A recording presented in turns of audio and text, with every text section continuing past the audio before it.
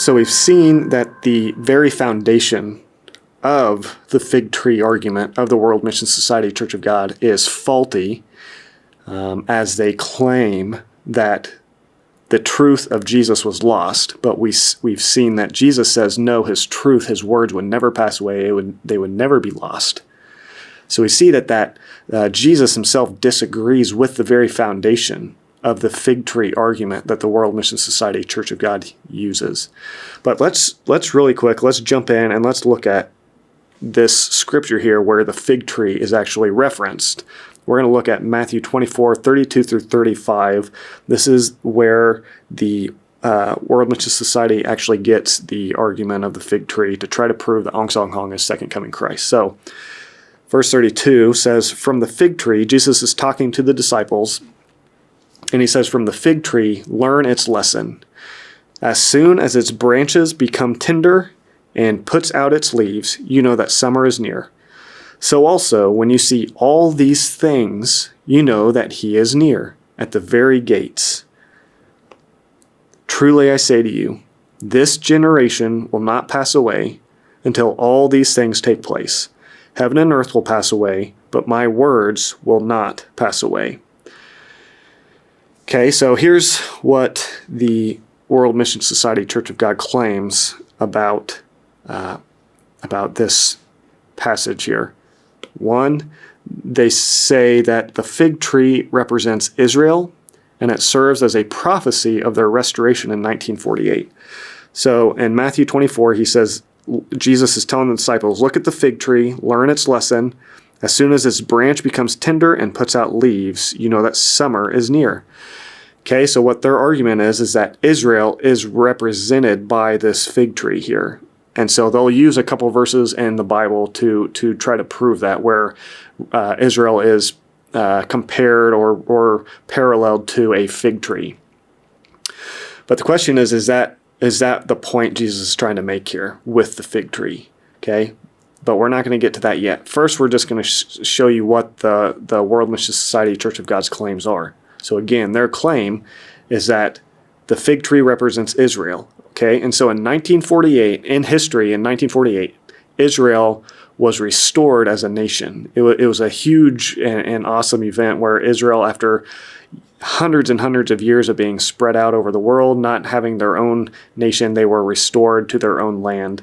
And so what they claim is that 1948 event is a fulfillment of this fig tree branch becoming tender and putting out its leaves. That when the fig tree put out its leaves, that's parallel to Israel being restored to being its own nation.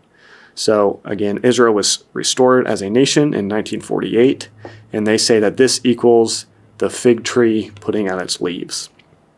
And so what they say from that, okay, so we look at if you jump down to 33, they say that when this happens, Jesus says, when this happens, when the fig tree puts out its leaves, you can know from that he is near at the very gates. So this is Jesus who is near. So here's the way they argue. They say, Jesus is saying here that the time is going to come when the fig tree puts out its leaves. They parallel this to Israel being restored in 1948. So they say, in order to finish this passage here, when the fig tree is putting out its leaves, Jesus also said that would mean he's near. And so they say that means in 1948, Jesus had to be near. He had to have shown up. He had to have come back a second time, because they're saying that's what he's trying to get across here, is that when the fig tree, when Israel puts out its leaves, aka when Israel is restored as a nation in 1948, that is when Christ would come back. That's what they're trying to say this fig tree lesson is teaching. And so they say, therefore, Christ had to be standing at the door in 1948. And where do they go from there? Well, they say, Ahnsahnghong, he came in 1948 and he was baptized, and that's when he restored the new covenant truth. Therefore, they would argue, Ahnsahnghong fulfilled the fig tree prophecy. So in 1948, it's debatable, but they will claim that Ahnsahnghong was baptized. Now the problem is that, and this is a big problem, but Ahnsahnghong was actually baptized into the Seventh-day Adventist Church. And so they have arguments to try to defend why that's the case, why Ahnsahnghong was a Seventh-day Adventist. But I think it's for 16 years that Ahnsahnghong stayed within the Seventh-day Adventist Church as a member. Okay, that's a big problem, but we're not going to focus on that. We'll focus on that in another video. The point here is that their argument is that Ahnsahnghong, he came in 1948. He was baptized into the Seventh-day Adventist Church, although there is some controversy surrounding that about whether or not he was actually baptized in 1948. Let's just assume he was. Let's just assume that's true.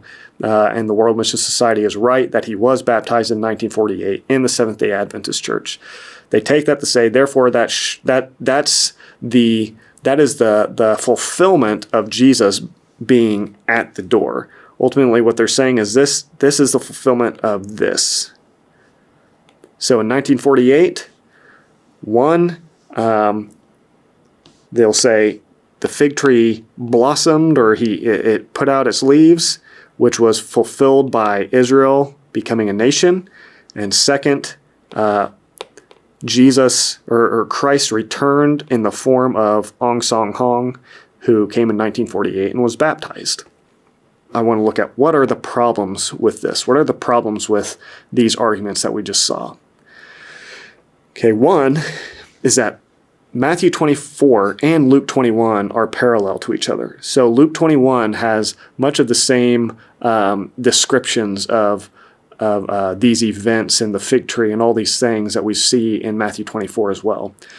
But Luke 21 reveals that the fig tree is not a prophecy about Israel's future restoration, but rather a simple illustration used by Jesus to encourage the disciples to watch for the signs of his coming judgment on Israel.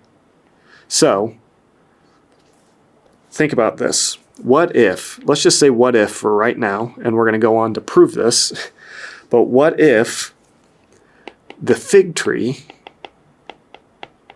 in Matthew 24, what if it doesn't actually serve as an analogy of Israel, as the World Mission Society claims? They claim that in Matthew 24, what we're supposed to get out of that is that the fig tree is Israel. But as we continue on here, what we're going to find out is no, that's not the case. The fig tree in this context, it's not about Israel. It's not about a prophecy of Israel and Israel's future restoration as a nation. 2, Jesus said, in the words in Matthew 24 we just read, and we're going to see them again, in the context of the fig tree, he said this generation would see the fulfillment of all the things that he describes in Matthew 24. Okay, what does he mean by this generation? Well, obviously, this generation means this generation. It meant the generation which Jesus was standing in, living in, and talking to. He was talking to an audience in front of him, and he said, this generation. In other words, your generation. So he was saying, you people, you guys who are listening to me right now, who hear me, who are hearing what I'm saying about the fig tree, you all who hear my voice, this generation will not pass away, he said, until everything I've described in Matthew 24 has come to pass. Okay, we're going to see that this is what Jesus said and he made clear. Now, the problem is, again, Ahnsahnghong didn't show up till 1948. Well, obviously, this generation, the generation that Jesus was talking to, was long gone. So according to Jesus, they had already seen everything that Matthew 24 was describing, which shows us, and is going to show us, that Ahnsahnghong could not have been the fulfillment of these things. Because, again, Jesus said, this generation, the generation he was talking to, would see the fulfillment of all of them. And if Ahnsahnghong came hundreds and hundreds of years later, obviously then he could not have been the fulfillment of them, since Jesus said these things had already been fulfilled. Okay, if that doesn't make sense, we're gonna look back at Luke 21 and Matthew 24 and explain that more. Okay, a third problem is that and it's kind of the same thing, but this generation did see all these things come to pass when Jerusalem was destroyed in 70 AD. So we're going to see that Matthew 24, Luke 21, the fig tree, what they were pointing to is the destruction of Jerusalem when God came in judgment on Israel in 70 AD. And so therefore, there was no fulfilled prophecy by Ahnsahnghong in 1948, since the generation Jesus was speaking to was long gone. So the events Jesus was pointing to in Matthew 24 and Luke 21, it was actually the destruction of Jerusalem in 70 AD, which shows us and proves to us Ahnsahnghong could not have been the fulfillment of these things. To explain what I just said and these issues that I just brought up, let's go back and let's actually look back at Matthew 24 and let's compare it to Luke 21. So first, we're going to set the context. So here's the lesson of the fig tree, which we already looked at. But I want to set the context and read a little bit of what comes before. And I'm going to explain to you why. This is really important. So I'm hoping you stick with me in this, because what you're going to see is that Ahnsahnghong and the prophecy of the fig tree, all the World Mission Society's arguments surrounding these texts completely fall apart as you begin to unpack them. Okay, so please just stick around and bear with this as I try to explain this.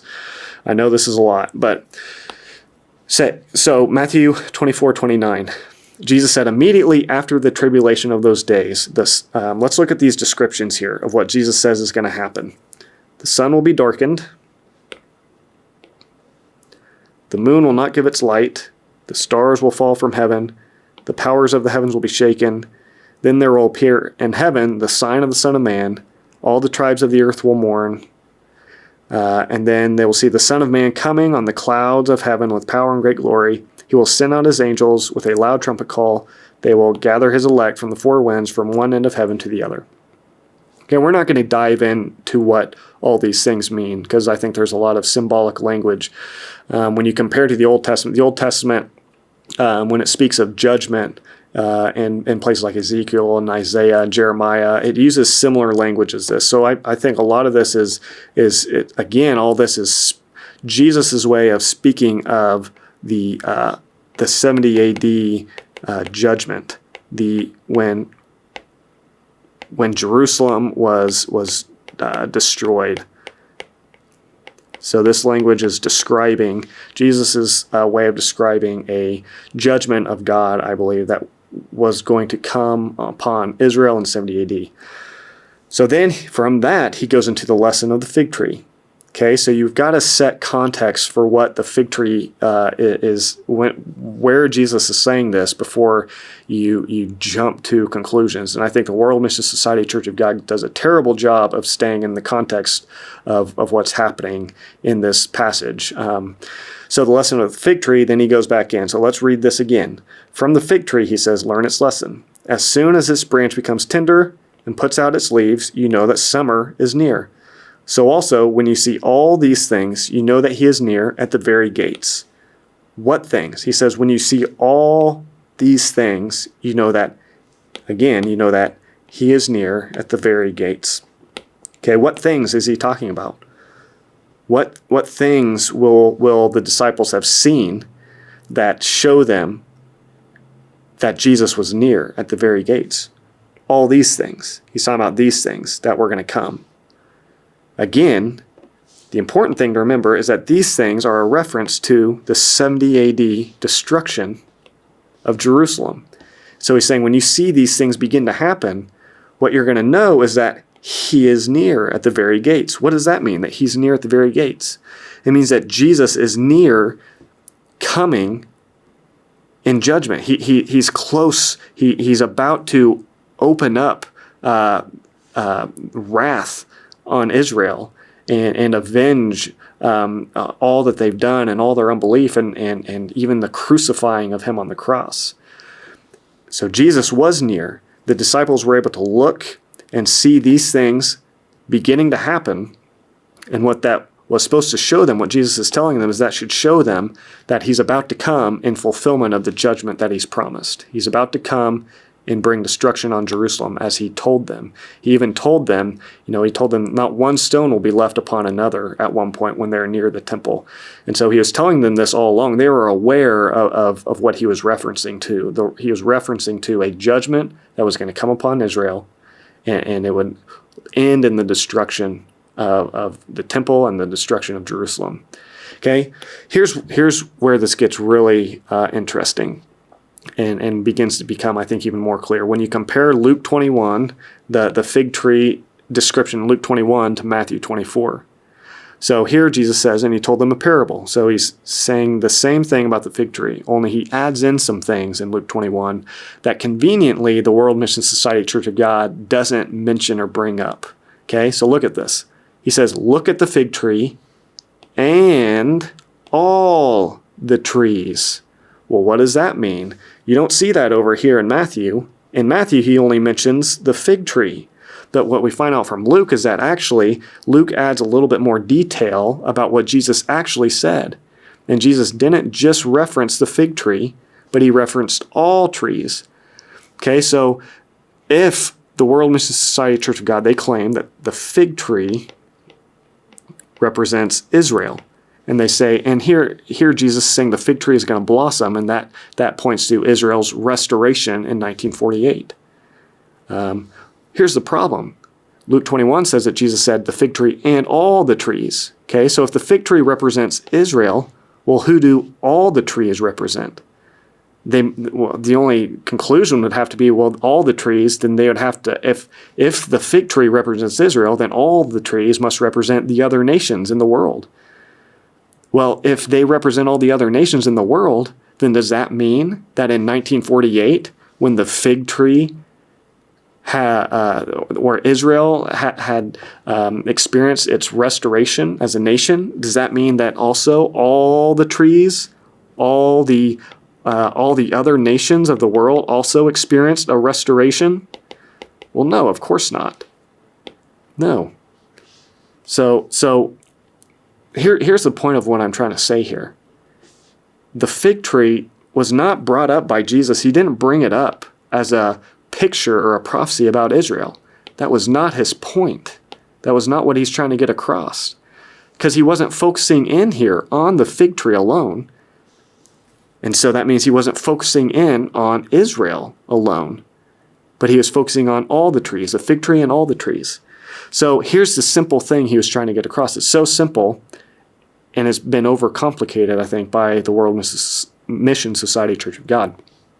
Jesus is simply telling the disciples, look, I've told you all these things are going to happen. There's going to be all these signs, all these bad things that are going to happen. These are the signs. And he says, think about this. Think about what happens when spring's about to come. You look at trees, trees like the fig tree and all the other trees. And what happens is that they start to produce leaves. And when you see them start to produce leaves, well, what does that tell you? That tells you spring's about to come. So he's saying, in the same way that you can look at all the trees in the world and you can know when spring's about to come based on when the trees begin to produce leaves, in the same way, Jesus is saying, you can also know when the destruction of Jerusalem is about to come, when you begin to see all of these signs. Does that make sense? Are you beginning to see that? So again, this has nothing to do with this isn't about a focus in on Israel and and a prophecy about Israel's future restoration. I don't think. I think all Jesus is trying to get across is he's trying to say, look, you guys, you disciples, you can discern when these things are about to happen, when my judgment on Israel is about to happen. And you can discern this by looking at the signs, these signs I've just described. When they begin to happen, it's going to be parallel. These are going to be parallel. It's going to be similar to trees when they begin to bear leaves. And that points you to the fact that spring is about to come. Or in other words, it points you to the fact that this event of judgment is about to come. I think this is all confirmed that the fig tree and all the trees are a simple encouragement of Jesus saying, just look at the signs and it's not a specific focus in on Israel and a future prophecy about Israel. We can know that, again, because of some of the things Jesus says. Look at this. So Matthew 10:23, he says, "When they persecute you in one town, flee to the next. For truly I say to you, you will not have gone through all the towns of Israel before the Son of Man comes." Okay, so again, we're seeing Jesus saying he's going to come in this generation's time frame. Again, in Matthew 23:35 through 36, "And so upon you, Israel, will come all the righteous blood shed on earth, from the blood of righteous Abel to the blood of Zechariah, son of Berechiah, whom you murdered between the temple and the altar." I meant to put verse 36 in here as well, which says, again, it says, you can look it up, it says, all these things will come upon this generation. So again, Jesus says the same thing. The Son of Man is going to come. You're going to see it in your day. Then he says that all these things, what things? Again, in verse Matthew 23:35 to 36. In 36, he says, all these things will come upon this generation. What things is he talking about that are going to come upon this generation? Well, judgment. He says, all the blood of righteous Abel, the blood of Zechariah, son of Berechiah, he says it's all going to come upon you.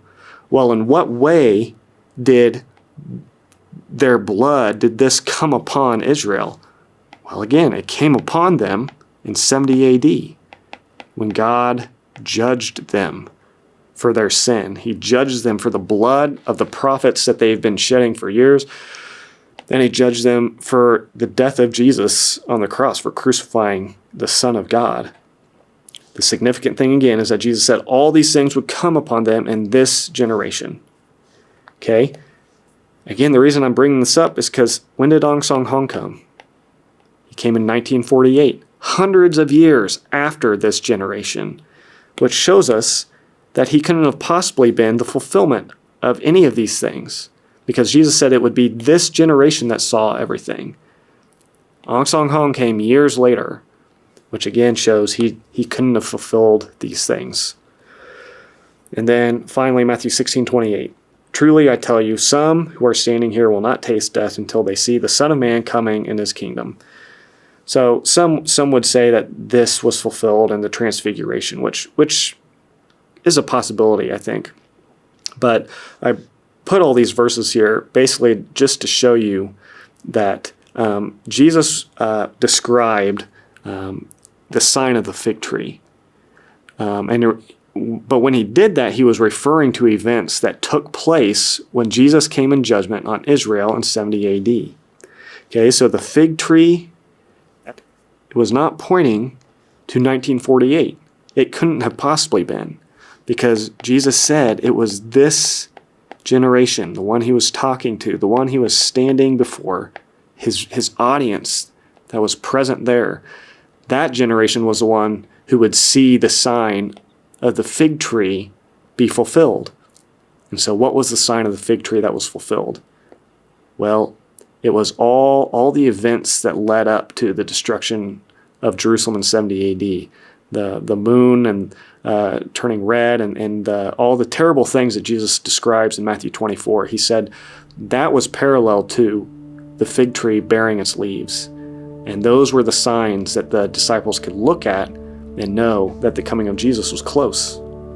The coming of Jesus in judgment. Okay, what's the conclusion then? Ahnsahnghong did not fulfill any prophecy from the fig tree.